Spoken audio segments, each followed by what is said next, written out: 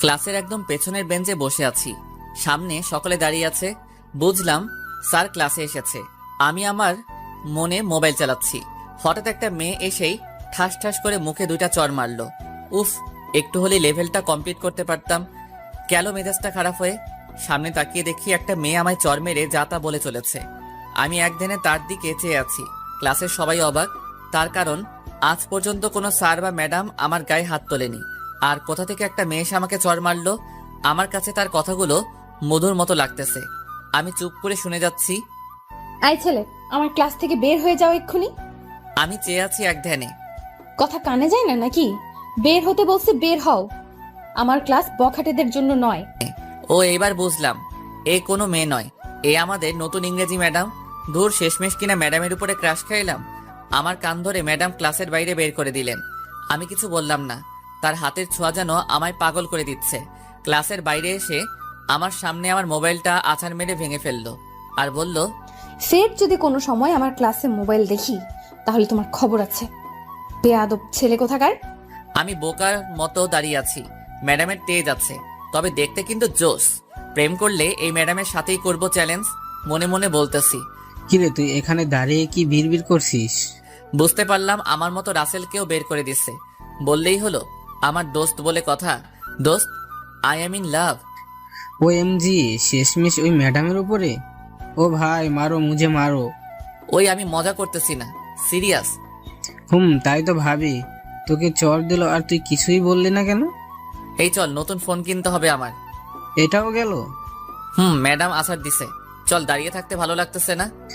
যাবো, তবে হিমুকে নিবি না? উফ, মনেই ছিল না। ম্যাডাম, একটা কথা ছিল। এসে কি কথা?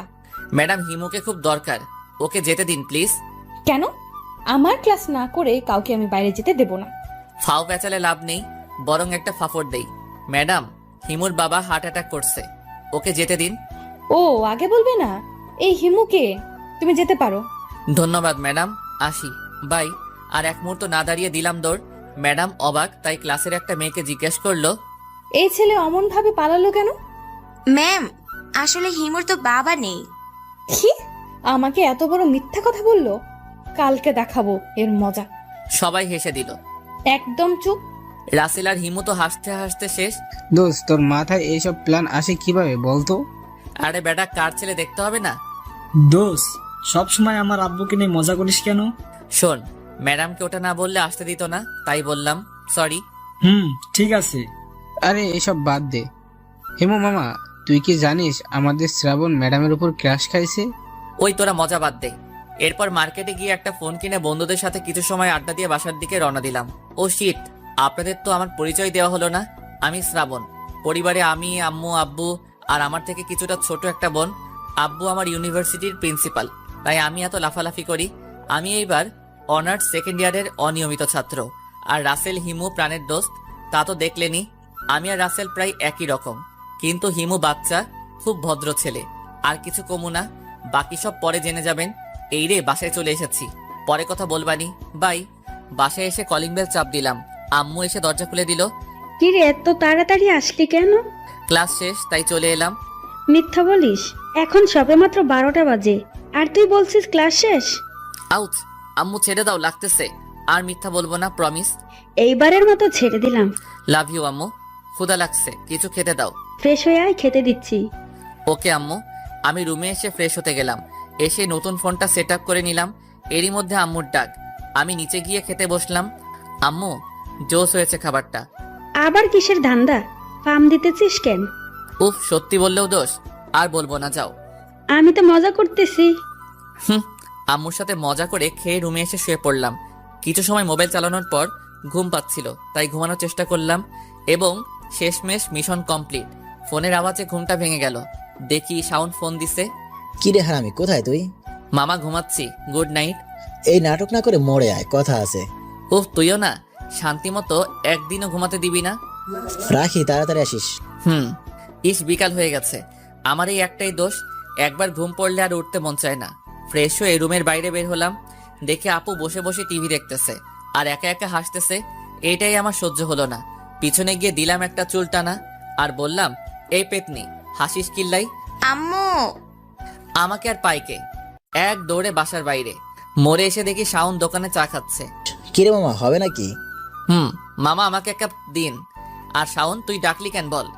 ভাই, অনেক বড় খবর আছে। কি বলবি বল। ভাই, আজ বিকালে ম্যাডামকে দেখলাম আমাদের এলাকায়। তাতে কি? সেটা বড় কথা নয়, বড় কথা হচ্ছে ম্যাডাম আমাদের এলাকায় মাহবুব চাচার বাসা ভাড়া নিয়েছে। কস কি মামা, তাইলে তো আমার লাইন ক্লিয়ার। তাই তো আমি বলি। চল ঘুরে আসি। তা তো আমি জানতামই তুই এটা বলবি, তাই আমি আগে থেকেই রেডি। এই না হলে আমার দোস্ত। চল। তার আগে হিমুকে কল কর। ওকে নিয়ে যেতে হবে। এরপর হিমুকে ফাপড় দিয়ে বাসার বাইরে এনে দিলাম ম্যাডামের বাসার উদ্দেশ্যে রওনা। মামা, ওই দেখ ম্যাডাম ব্যালকনিতে বই পড়ছে। আহা কি চেহারা, আমার সোনা বউ। আরে হালা, দিনের বেলা স্বপ্ন দেখা বন্ধ কর। চল ম্যাডামের সাথে কথা বলি। না ভাই, যাস না। ম্যাডাম তোর উপর খুব রেগে আছে। কেন ভাই? কেন মানে, তুই আজ সকালে ম্যামকে যে ফাপড় দিয়েছিস, ম্যাম সেটা জেনে গেছে। কি করে? রিমি বলে দিয়েছে। ওরে হিমির বাচ্চা। দোস্ত চল বাসায় যাই। আর কি করব, চল বাসায় যাই। হুম এরপর সন্ধ্যার দিকে বাসায় এলাম। বাসায় এসে পড়লাম আরেক বিপদে। বাসায় এসে কলিং বেল বাজাতেই আপু এসে দরজা খুলে দেয় আর মুখে একটা ভিলেন মার্কা হাসি। আমার কাছে বিষয়টা একটু খটকা লাগতেছে। ঘরের ভিতরে ঢুকেই দেখি আব্বু আমার সামনে। আমি তো ভয় শেষ। আজ বুঝিয়া রক্ষা হলো না। কিরে হারামজাদা, কইছিলি এতক্ষণ? আব্বু বিকালে একটু হাঁটতে গেছিলাম। বেশ ভালো। কলেজে আজ কি কাণ্ড করে এসেছিস? কই কিছু করি নাই তো।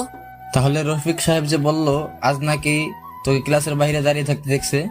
হালার ব্যাটারি আব্বুকে সব বলে দিছে। যাক, এখানে কিছু ফাপড় দিয়ে দেই। ও এটা তো আমি ইচ্ছে করে দাঁড়িয়েছিলাম। কেন? আব্বু আসলে হয়েছে কি, আজকে তো ম্যাডাম আমাদের প্রথম ক্লাস নিচ্ছিল আর এদিকে কিছু বাজে ছেলে কথা বলতেছিল, তাই ম্যাডাম তাদেরকে বের করে দেয়। ও, তাদের মধ্যে তুই একজন? না না আব্বু, আমি না। তাহলে তুই বাইরে ছিলে কেন?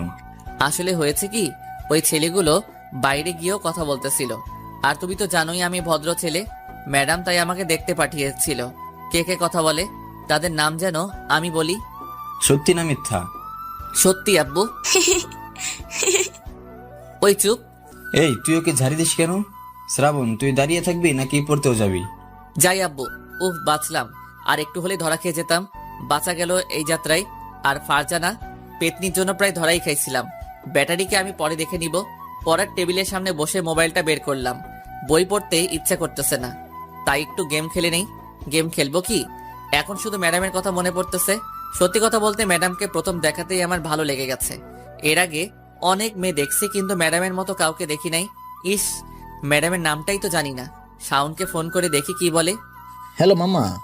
রাখ তোর মামা, আগে বল ম্যাডামের নাম কি? এই রে, আমি তো জানি না। উফ, তোর দ্বারা কিছু হবে না। তুইও তো জানোস না, আমাকে দোষ দিস কেন? ওইসব বাদ দিয়ে বল নাম জানা যায় কিভাবে? কাল সকালে ভার্সিটিতে গিয়ে জেনে নিস। না, আমার এখনই দরকার, না হলে আজকে রাতে ঘুমাতে পারবো না। এ দোস্ত, আমার মাথায় একটা বুদ্ধি এসেছে। কি, তাড়াতাড়ি বল। হিমুকে ফোন করে জিজ্ঞাসা কর। আমি শিওর ও জানে, কারণ ও তো নিয়মিত ক্লাস করে, তাই ওর জানার কথা। হ্যাঁ ঠিক বলেছিস। রুক, मैं अभी हिमू को फोन लगाता हूँ। দাঁড়া, আমি এখনই হিমুকে ফোন দিচ্ছি। ওকে রাখ। দেখি হিমুর বাচ্চা কি বলে। ফোন করি আগে। হ্যালো দোস্ত। ওই তুই এখন ফোন দিছস কেন? আমি বই পড়ি। আরে রেগে যাচ্ছিস কেন? আমি খুব বড় বিপদে পড়েছি। কি হয়েছে বল। দোস্ত, আমাদের ইংরেজি ম্যাডামের নামটা যেন কি? উফ, তুইও না। প্লিজ ভাই বল না। পুরো নাম মনে নাই, আশিকের কাছে শুনেছিলাম রায়সা। আহা কি সুন্দর নাম। উফ, মাই লাভ। এই তুই ফোন রাখ। লাভ ইউ ভাই। হুম। আহা কি সুন্দর নাম। দেখতে যেমন, নামটাও ঠিক তেমনি সুন্দর, কিন্তু খুব রাগী। কিভাবে যে একে রাজি করাবো কে জানে। একদিকে আমার থেকে বড়, আবার সাথে রাগী। না, আমাকে কালকেই খোঁজ নিতে হবে। ম্যাডাম রিলেশন করে নাকি? যদি করে তাহলে তো আমি ছ্যাঁকাকে ব্যাকা হয়ে যাব। শাওনকে নিয়ে কালই সব খোঁজ খবর নিতে হবে। সামনে আবার পরীক্ষা। না, একটু বই পড়ে নেই। পরীক্ষা খারাপ হলে আব্বু এবার আমাকে আস্ত রাখবে না। পাঠক সাহেব, আপনি আসতে পারেন। আমি বই পড়ি, পরে কথা বলবো। একটু পড়ে নিলাম। বই পড়বো কি, চোখের সামনে শুধু ম্যাডামকে দেখতেছি। আহা কি রূপ, কথা বলার কি স্টাইল। আমি মনে হয় পাগল হয়ে যাব। সত্যি কথা বলতে আমার আগে এমন অনুভূতি কখনো হয়নি। কি করব কিছু বুঝতেছি না। কালকে ম্যাডাম, না আমার জানুকে আর ম্যাডাম বলবো না, রাইসা বলবো। রাইসা সম্পর্কে সব খোঁজ খবর নিয়ে পরের দিন প্রপোজ করব। দেখি কি বলে। ওই একা একা কি বলিস? না, একে কিছু বুঝতে দেওয়া যাবে না, না হলে সবাইকে বলে দিবে। কি হলো, কথা বলিস না কেন? পড়ালেখা নিয়ে ভাবতেছি আর একা একা কথা বলতেছি। আমি তো কেমন জানি শুনলাম প্রপোজ করবি কাকে? এই তুই কি বলিস? আর বড় ভাইকে কেউ এসব বলে? বেয়াদব। আর তোর আমার রুমে কাজ কি? ইস, বড় ভাই না ছাই। আমি কি আসতে চেয়েছি নাকি? আম্মু পাঠালো তাই এলাম। কেন, কি হয়েছে? ভাত খেতে ডাকে, আমি যাই। যা এখান থেকে পেতনি। তুই? এরপর নিচে গিয়ে ভাত খেতে বসলাম। টেবিলে গিয়ে দেখি আব্বু সহ সকলে আছে। শ্রাবণ, এইবারের পরীক্ষা যদি খারাপ হয় তাহলে কিন্তু। তুমি কি ছেলেটাকে খেতেও দিবে না? সব সময় শুধু বকাবকি। আমি একটু ইনোসেন্ট ভাব করলাম। আব্বু চুপ করে আছে, আম্মুর ঝাড়ি খেয়ে। আর আম্মু আমার মাথায় হাত বুলিয়ে দিচ্ছে। এই না হলে আমার আম্মু। আমার কষ্টটা একমাত্র আম্মুই বুঝলো। ভালো, ছেলেদের আদর দিয়ে বাদর বানাও। আব্বু ঠিক বলছো। এরপর খেয়ে এসে বিছানায় শুয়ে পড়লাম। কিছু সময় মোবাইল চালিয়ে রাইসার কথা ভাবতে লাগলাম। ভাবতে ভাবতে ঘুমিয়ে গেলাম। সকালে আম্মু ঘুম থেকে তুলে দিল। আমি ফ্রেশ হয়ে নিচে গিয়ে সকালের খাবার খেয়ে আসলাম। বসে আছি, ঠিক তখনই শাওনের ফোন। কলেজ যাবি না? কলেজ আমি যাব না তো কে যাবে? ও, আমার তো মনেই ছিল না, তোর তো আবার উনি আছে। বুঝতে হবে না। তুই রেডি হয়ে রাস্তায় বের হ, আমি আসতেছি। ওকে আয়, আজ একটু আগেই যাই। এরপর আমি রাস্তায় বের হলাম। রাস্তায় এসে দেখি আমার ছোট বোন রিক্সার জন্য দাঁড়িয়ে আছে। ওই পেতনি, কি করিস? ভাইয়া, সবসময় মজা ভালো লাগে না। বুঝলাম। ভাইয়া, একটা রিক্সা ডেকে দে না। দিতেছি দাঁড়া। এরপর আপুকে রিক্সায় তুলে দিয়ে দাঁড়িয়ে আছি, কিন্তু শাওনের খবর নেই। ফোনটা বের করে ফোন দিব তখনই দেখি হিমু আর শাওন আসতেছে। এই, তোদের আসতে এত দেরি হয় কেন? এই ভাই, সূর্য আজ কোন দিকে উঠেছে? কেন? না মানে আমরাই তো তোকে রোজ এই কথা বলি, আর তোরে ঘুম থেকে ডেকে কলেজে নিয়ে যায়। আর কতদিন যে বকা খাইছি স্যারের কাছে, শুধুমাত্র তোর জন্য। আর আজ তুই সবার আগে।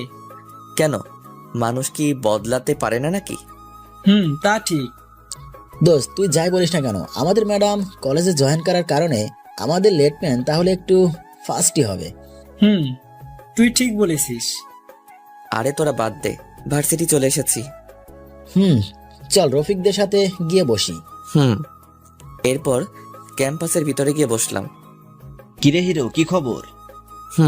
First class. তোদের কি খবর? ভালো। দোষ, আমি একটা কথা বুঝলাম না। কি বোঝো নাই তুমি খোকা? দোষ, তোকে কালকে নতুন ম্যাডাম চড় দিল, আর তুই কিছুই বললি না কেন? স্যার ম্যাডামরা মারতেই পারে, স্বাভাবিক। এ তো দেখি ভূতের মুখে রাম রাম। তাহলে শিলা ম্যাডামের সাথে ওইটা কে ছিল?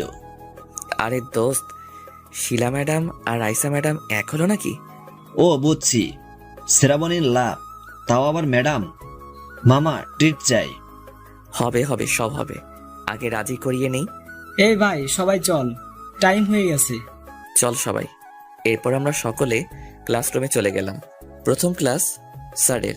আমার তো সময় কাটতেছে না। আমার মনে শুধু রাইসা আর রাইসা।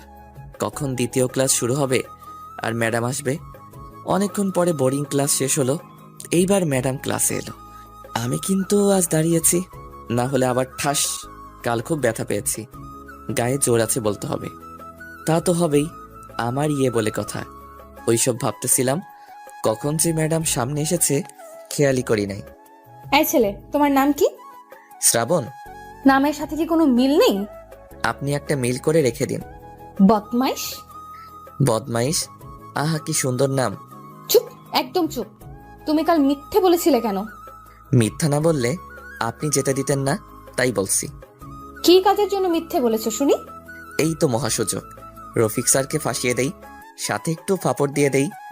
আসলে রফিক স্যার বলেছে আপনি খুব রাগী, আর আমরা আপনার ক্লাস বাদ দিয়ে রফিক স্যারের সাথে সায়েন্স ল্যাবে গিয়েছিলাম। রফিক স্যার তো আমায় এসে বলতে পারতো। ওই যে বললাম, স্যার বলছে আপনি খুব রাগী, তাই আমাদের একটা প্ল্যান শিখিয়ে দিয়েছিল। কি প্ল্যান? সবাই আমার দিকে হা করে তাকিয়ে আছে, কারণ সবাই জানে আমি ফাপড় দিতেছি। তা কি জন্য ক্লাস ফাঁকি দিলে? ম্যাডাম, আপনি বিশ্বাস করতে পারবেন না, আমি আর স্যার কি জিনিস আবিষ্কার করেছি। আবিষ্কার? আর তুমি? তা বলো শুনি, কি বানিয়েছো? বলবো? আপনি রাগ করবেন না তো?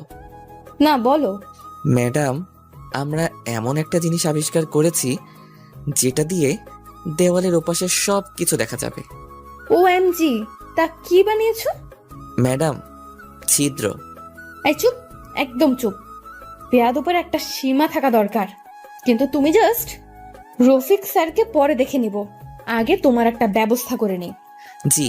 এরপর ম্যাডাম আমার সামনে থেকে চলে গেল। যাক, এইবারের মতো বেঁচে গেলাম। এই চুপ কর, কথা বলতে দেখলে আবার বের করে দেবো না। এ কি? ম্যাডাম দেখে আমাদের দিকে আসতেছে। এই শাওন, ম্যাডাম আমাদের দিকে বই নিয়ে আসতেছে কেন? আমাদের দিকে না, তোর দিকে। আর চুপ থাক। এই ছেলে, তুমি দাঁড়াও। আমি?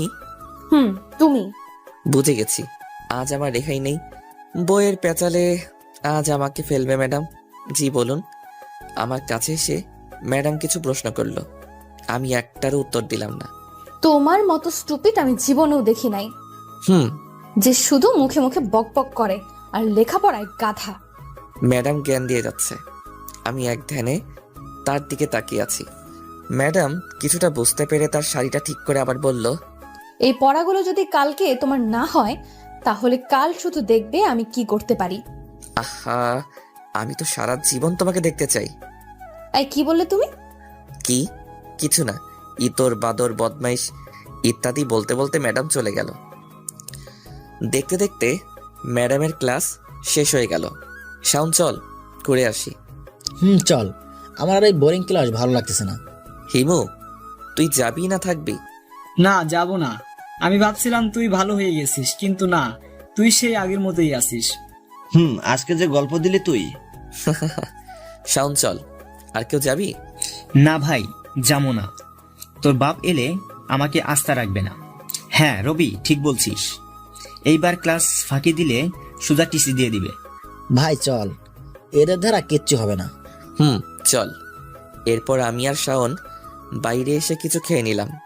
দোস্ত, আজ তোকে একটা কাজ দিব, করে দিতে পারবি তো? বল। আজ বিকালের মধ্যে তুই আমাকে রাইসার ব্যাপারে সব ডিটেলস এনে দিবি। এটা কোনো কথা হলো? আমাদের বাসার পাশে সিদ্দিক আছে না?